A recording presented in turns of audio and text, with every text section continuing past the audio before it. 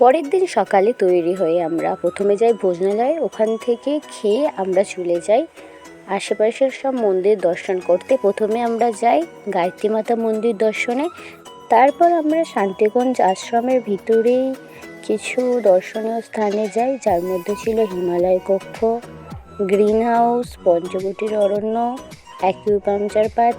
তারপর আমরা টোটোয় করে চলে আসি হারকিপুরি ঘাটে। প্রত্যেক জনের ভাড়া পড়ে প্রায় 20 টাকা করে। গঙ্গা ঘাটের 10 মিনিট আগে টোটো আমাদের নামিয়ে দেয়। ওখান থেকে ঘাট পর্যন্ত যাওয়ার দুটো রাস্তা আছে, এক তো গঙ্গার পাড় দিয়ে যেখানে নানান ঘাটের পাশ দিয়ে যেতে হয়, আর নয় রোড ধরে যাওয়া যায়। তো হারকিপুরি ঘাটে যাওয়ার জন্যে আমরা গঙ্গার ধার দিয়েই ঘাটগুলো হয়ে যাচ্ছিলাম।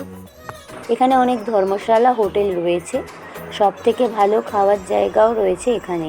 হরিদ্বারে এসে এখানে আসা তো মাস্ট। আমরা হারকিপুরের ঘাট ধরে হাঁটতে হাঁটতে চলে যাই মা মনসা দেবী টেম্পলের রাস্তায়। মা মনসা দেবী মন্দিরে পৌঁছানোর জন্য দুটো রাস্তা আছে। এক আছে রোপওয়ে, যেখানে সময় লাগে প্রায় 15 মিনিটের মতো, আর এক নয় ট্রেকিং করে যেতে হয়, যেটা সময় লাগে 1 থেকে 1.5 ঘন্টার মতো। আমাদের টিকিট কাটা হয়ে গেছে, এবার সময় রোপওয়েতে ওঠার। আমাদের রোপওয়েতে ছিলাম আমি, সম্পূর্ণা, বড়মা আর পিসি। প্রায় 10 মিনিটের মধ্যে আমরা মন্দিরে পৌঁছে যাই। মন্দির চত্বরে পৌঁছে আমরা যাই প্রসাদ কিনতে, যেহেতু আমরা বাইরে থেকে প্রসাদ নিয়ে যাইনি, আর আমাদের জুতোগুলো এখানেই আমরা রেখে মন্দিরে যাই। কম ভিড় ছিল, তাই আমরা খুব সহজেই মায়ের দর্শন করার জন্য চলে যাই। কিন্তু মন্দিরের ভিতরে গিয়ে একটা অন্যরকম কিছু আমার সামনে আসলো। আমাদের এখানে যেমন পুজো দেওয়ার পর আমরা খুশি করে পুরোহিতকে দক্ষিণা দিই, কিন্তু মনসা দেবী মন্দিরে সেরকম কিছু ছিল না। ওখানে সবার থেকে আগে দক্ষিণা নেওয়া হচ্ছিল, তারপরেই পুজো দিতে দেওয়া হচ্ছিল। মন্দিরেও যে বাইরে চারপাশের মতো টাকার মাহাত্ম্য এত বেশি, সেটা এখানে না আসলে জানতে পারতাম না। যেহেতু মায়ের কাছে পুজো দিতে এসেছি, তাই আমরা পুজো দিয়েছি, মায়ের ভালোভাবে দর্শন করেছি, আর তারপরে বেরিয়ে পড়েছি চণ্ডীদেবী মন্দিরে যাওয়ার জন্যে। যেহেতু আমাদের কম্বাইন টিকিট ছিল, যেটা 464 টাকার মতো পড়েছিল, মনসা দেবী এবং চণ্ডীদেবী ইনক্লুডেড ছিল। আর সাথে হচ্ছে মনসা দেবী থেকে চণ্ডীদেবী যাওয়ারও গাড়ি ভাড়াটা তার মধ্যে ছিল। আমাদের ট্রাভেলারে করে নিয়ে যায় গঙ্গা নদীর উপরের যে ব্রিজ দিয়ে। চারপাশের দৃশ্যটা খুব সুন্দর ছিল। মনসা দেবী থেকে চণ্ডীদেবীর দূরত্ব অনেকটাই বেশি ছিল। প্রথমে মনে হচ্ছিল অযথাই এত টাকা টিকিট নিয়েছে, তারপরে মনে হলো না, ঠিকই আছে। ট্রাভেলার আমাদের যেখানে রোপ নিতে হয় সেখানেই নামিয়ে দেয়। ওখান থেকে খানিকক্ষণ হেঁটে আমরা রোপের কাছে পৌঁছাই।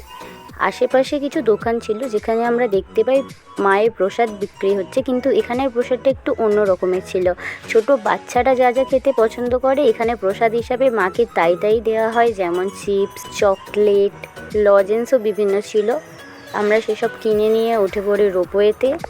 চণ্ডীদেবী মন্দির যেহেতু মনসা দেবী মন্দির থেকে উপরে, তাই উপর থেকে কিছুটা ভিউ এরকম ছিল, যা খুব সুন্দর লাগছিল দেখতে।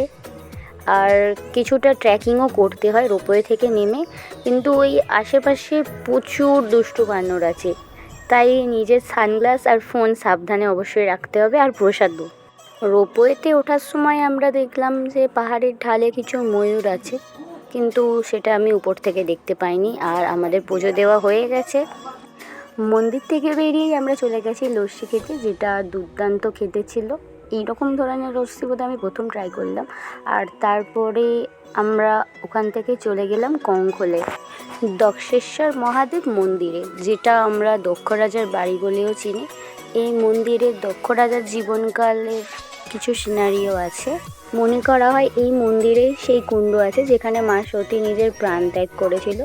এরপর আমরা চলে যাই হারকিপুরের ঘাটে সেই ফেমাস আরতি দেখতে, যেখানে ব্যাকগ্রাউন্ডে খুব সুন্দর গঙ্গা আরতির গান বাজছিল, কিন্তু সেই গানটা হয়তো ইউটিউবে কপিরাইট পড়তো, সেই জন্য আমি মিউট করে দিয়েছি। আর এখানে গিয়ে একটা এরকম কিউট পুচকুর সাথে দেখা হয়। আরতি শুরু হয় প্রায় 6:30টার দিকে, কিন্তু ভিড় তার অনেক আগে থাকতেই শুরু হয়ে যায়। আমরাও খুব একটা ভালো বসার জায়গা পাইনি, কিন্তু অবশেষে আমরা আরতি দেখতে পাই। চারিদিকে মা গঙ্গার জয়ধ্বনি শোনা যাচ্ছিল। আর আরতি শেষ হতে আমরা চলে যাই ঘাট থেকে জল নিতে, আর আমরা একটা প্রদীপ নিয়ে বিসর্জনও করি। মনে করা হয় এখানে নাকি কোনো মনস্কামনা করে প্রদীপ ভাসালে তার মনস্কামনা পূরণ হয়। দেখা হচ্ছে নেক্সট ভিডিওতে।